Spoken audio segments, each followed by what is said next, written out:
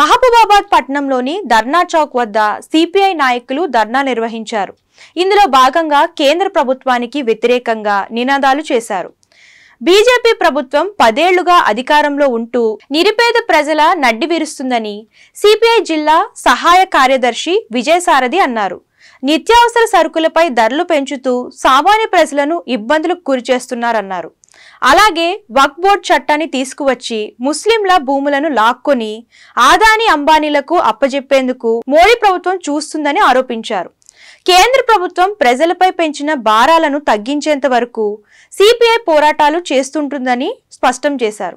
ఈ రోజు బీజేపీ ప్రజా వ్యతిరేక విధానాలపైన మహబూబాబాద్ జిల్లా కేంద్రంలో సిపిఐ పార్టీ ఆధ్వర్యంలో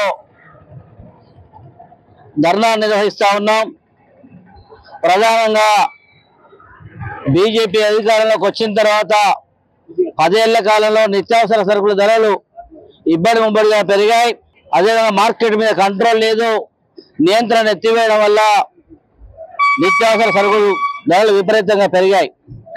ఎన్నికల ముందు ఒక మాట, ఎన్నికల తర్వాత ఒక మాట సందర్భంగా ఈ ప్రభుత్వం ఎన్నికల అనంతరం గ్యాస్ ధరను ఒకేసారి 50 రూపాయలు పెంచడం జరిగింది. ఇవి కాకుండా అనేక రకాల ఉప్పులు, పప్పులు, అదే వంట నూనెలు అన్ని కూడా ధరలు విపరీతంగా పెంచేసి ఇవాళ ప్రజల మీద భారం వేస్తూ ఉన్నాయి. రెండో వైపున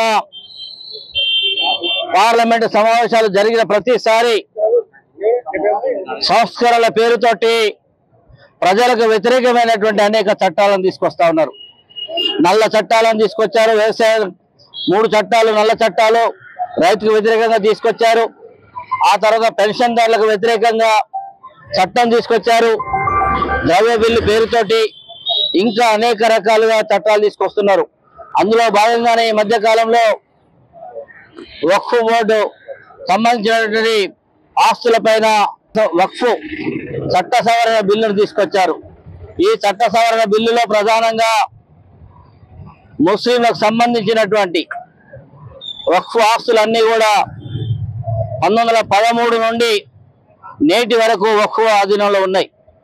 1995లో పకడ్బందీగా ఈ ఆస్తుల పరిరక్షణ కోసం, వక్ఫ్ ఆస్తుల పరిరక్షణ కోసం చట్టం చేయబడ్డది. ముస్లింల హక్కులను కాపాడడం కోసం ఆ చట్టాలు వచ్చినాయి. 2013లో ఒక సవరణ జరిగింది.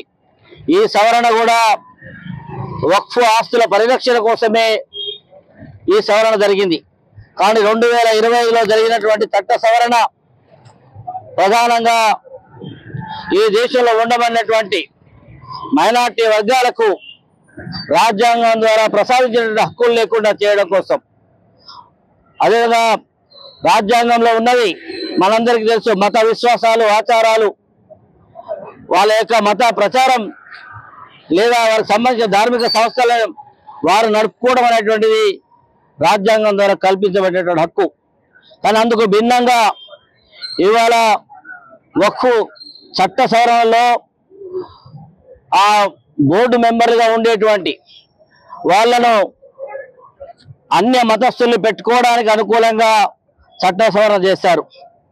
ముఖ్యంగా భారతదేశంలో ఉత్తరప్రదేశ్లో, పశ్చిమ బెంగాల్లో, కర్ణాటకలో, ఆంధ్రప్రదేశ్, తెలంగాణ రాష్ట్రాల్లో వక్ఫ్ ఆస్తులు విపరీతంగా ఉన్నాయి. వీటిపైన ఈ ప్రభుత్వం 2 రకాల వ్యాపారాలు చేయాలని చూస్తుంది.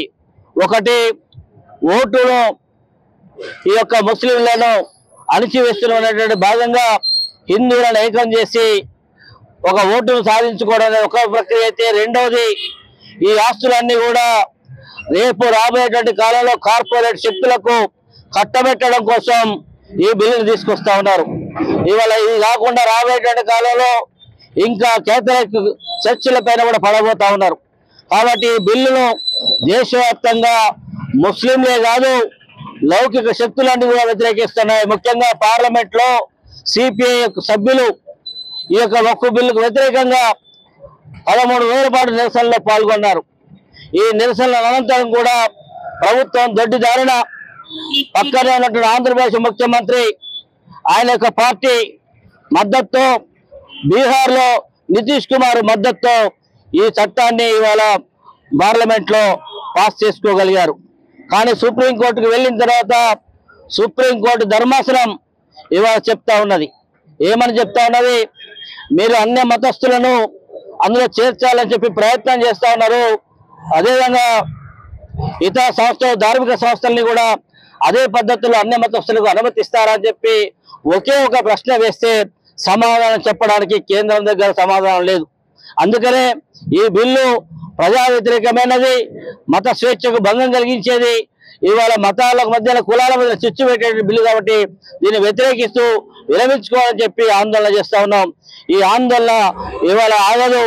ఈ యొక్క బిల్లులన్నీ కూడా ప్రభుత్వం 10 ఏళ్ల కాలంలో తీసుకొచ్చిన నల్ల చట్టాలన్నీ కూడా వెనక్కి తీసుకునేంత వరకు సిపిఐ పార్టీ ప్రజల్లో ఉంటది, ప్రజల కోసం పోరాడతామని చెప్పి తెలియజేస్తా ఉన్నాం.